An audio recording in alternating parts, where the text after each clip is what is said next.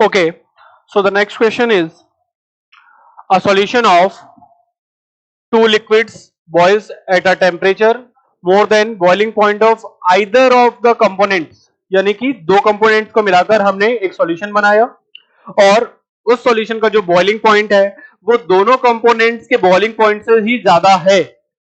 और ऐसे सॉल्यूशन जो कि नॉन आइडियल होते हैं और एक कांस्टेंट बॉइलिंग पॉइंट शो करते हैं उन्हें हम कहते हैं एजोट्रोपिक मिक्सचर। और एजोट्रोपिक मिक्सचर्स को हम स्टडी करते हैं आइडियल और नॉन आइडियल सॉल्यूशन की कैटेगरीज में।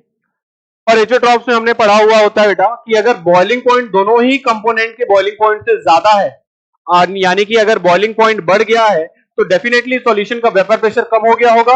और अगर सॉल्यूशन का वेपर प्रेशर कम हो गया होगा तो ये डेफिनेटली एक निगेटिव डेविएशन वाले नॉन आइडियल सॉल्यूशन होंगे।